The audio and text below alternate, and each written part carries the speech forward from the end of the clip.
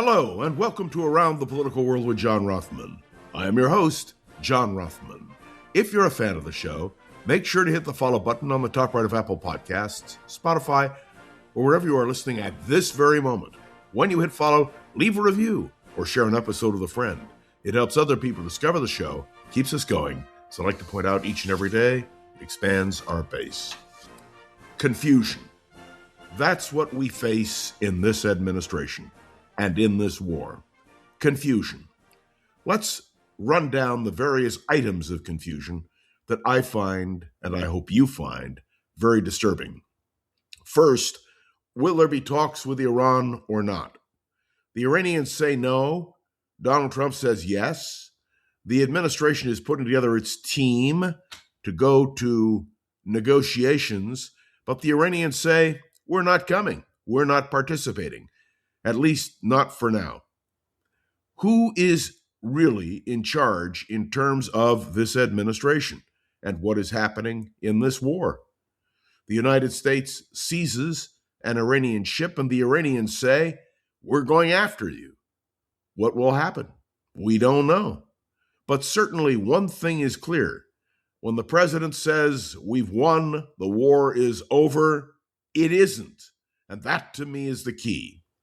Not only that, we have now a conflict between the Secretary of Defense and the Secretary of the Army. Evidently, they can't stand each other, and evidently, one or the other will have to go. Will the President of the United States, in the middle of a war, hold on to his Secretary of Defense, who he calls Secretary of War, when in fact, we don't know what Pete Hegseth is doing? We don't know what kind of leadership he really offers. And will the president do to Pete Hegseth what he has done to others in his administration, including Kristi Noem and others who we could enumerate? The simple truth is, this is an administration which appears to me not to know what it's doing or where it's going. And it's not just the war dealing with Iran. It's NATO. The president sends mixed signals. One day he says we're getting out of NATO. The next day he knows he can't. And what do our allies do? They worry about the instability in terms of foreign policy and military policy by the United States of America. What Donald Trump is doing should be unacceptable to all Americans. And it doesn't matter whether you're a Democrat or a Republican. Democrats and Republicans can both see what is happening. Now the question becomes a very simple one. What do we do about Iran? And as the conflict continues to accelerate, and as talks stumble and evidently achieve nothing, where are we when it comes to a ceasefire? And let me point out, the ceasefire may or may not be extended, but what kind of ceasefire is it? And when I hear the media speak about peace talks, we know they're not talking about peace. Now let's deal with Lebanon for just a moment. I want to make crystal clear that there is not a war between Israel and Lebanon. They may not have a peace treaty, but they're not at war.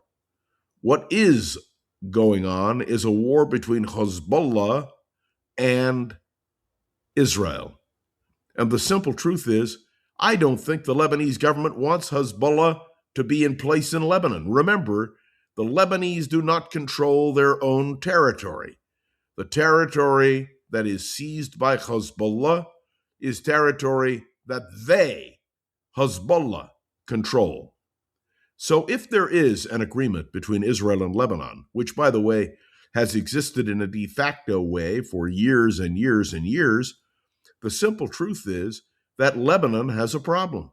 How does it rid itself of Hezbollah? Now, all of you are scratching your heads and wondering, what does all this mean? It means that the Middle East continues to be confused. We have only one stable ally in the Middle East, and that is Israel. Oh, yes, Israel has its own difficulties and problems. There are many who oppose Prime Minister Netanyahu, who simply don't want to deal with him.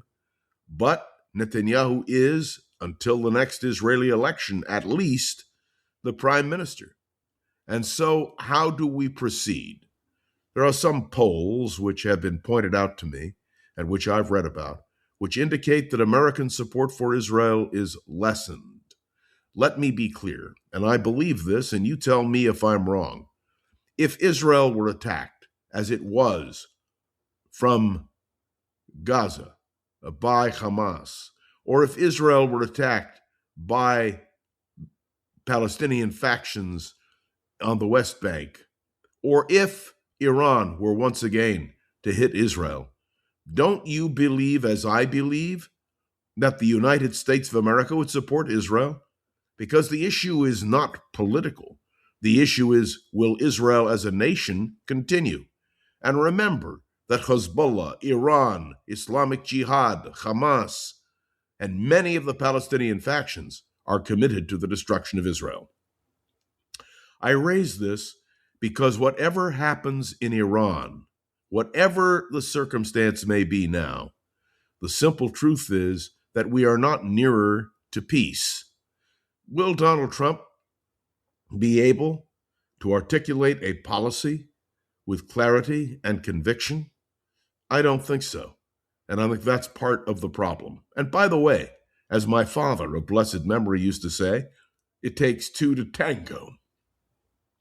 Iran isn't interested in a tango with the United States. And clearly Iran and Hezbollah and Hamas and Islamic Jihad and too many of the factions among the Palestinians are not interested in a tango with Israel. And so the whole situation becomes more and more entangled.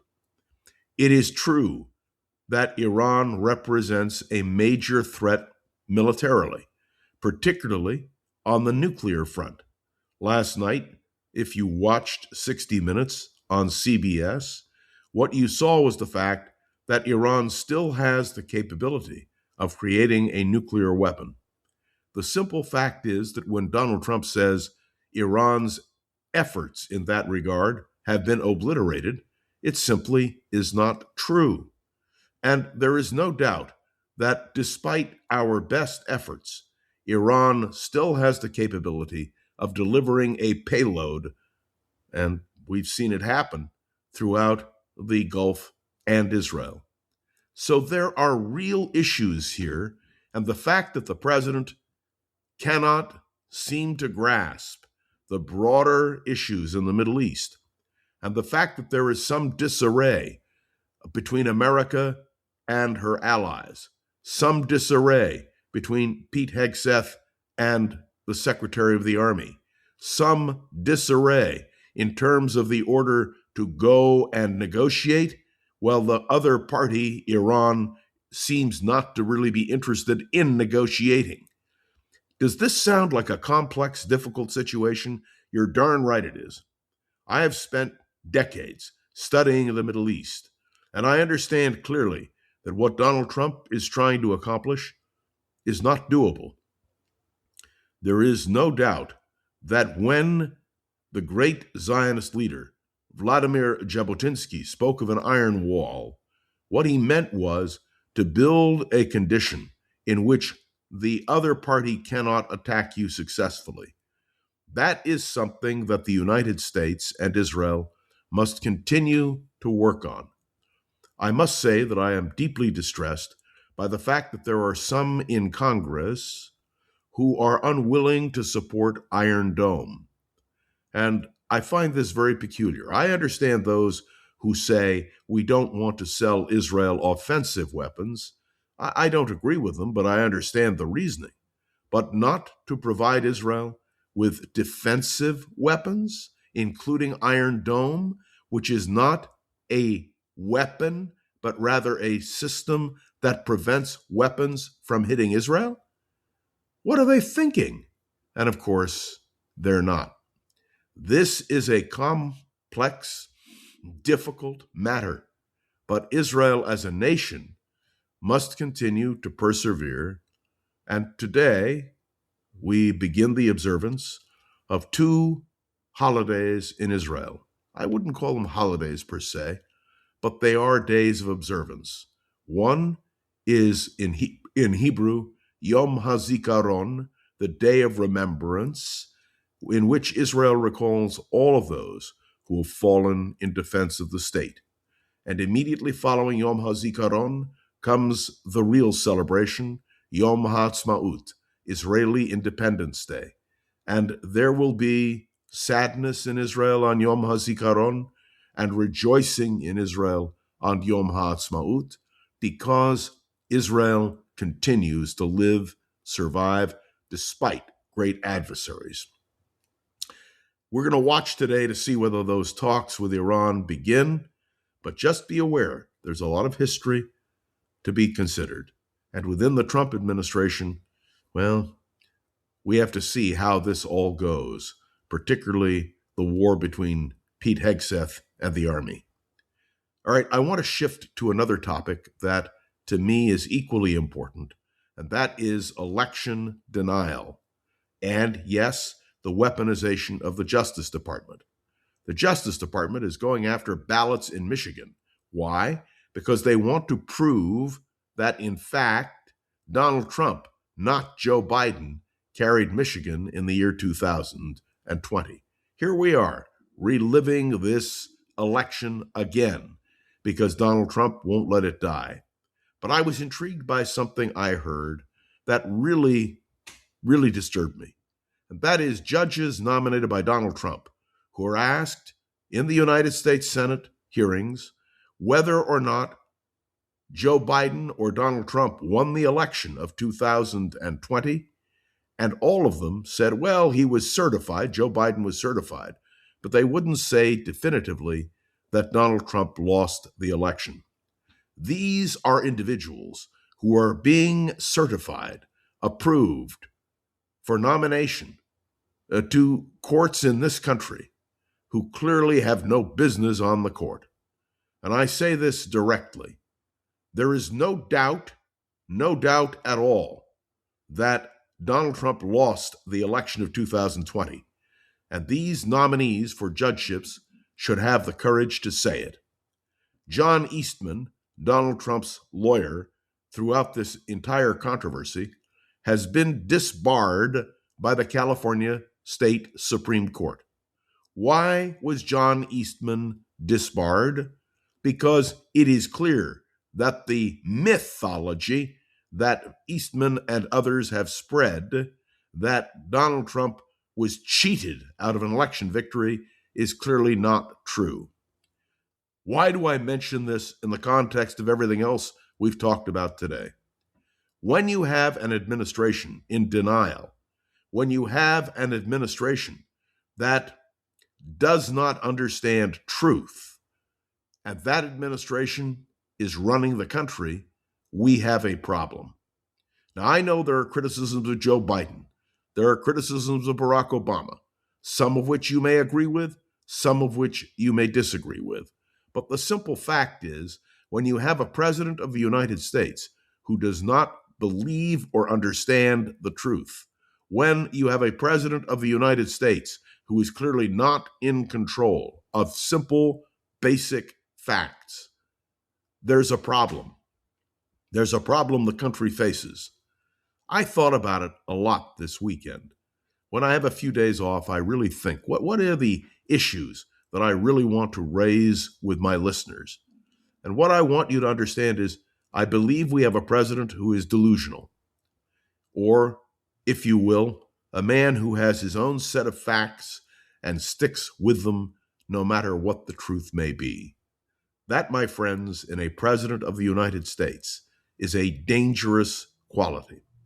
And as we watch what is happening in terms of the unfolding of the military clash in which we are now involved, or, frankly, the question of what is true or not in American electoral history, we'd better consider carefully what it means to have a president of the United States who, in my mind, in any case, is clearly delusional. This, my friends, is a dangerous time. Thanks for tuning in to another episode of Around the Political World with John Rothman.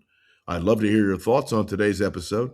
You can write a review on Apple Podcast, drop a comment on YouTube or Spotify, and click any of the links to the show notes to connect with me on social media, particularly when you want to ask me a question. And please make them questions, not statements. Remember to share this episode with a friend or colleague so we can continue to grow and expand, which of course is our goal. This show has been getting so much positive attention that we're excited to bring on the advertising support that we now have. This will help us create more opportunities for Around the Political World with John Rothman. And I think that's a good thing. My deep appreciation to Gogo Zoger, who is responsible for this podcast every single day. Gogo, thanks for your great work. I am John Rothman. You are listening to Around the Political World with John Rothman, and I'll be back tomorrow with more. And to be honest with you, I can't wait. See you then. If you like the show, please take a moment to rate, review, and subscribe. It really does help the show to grow. Thank you for listening.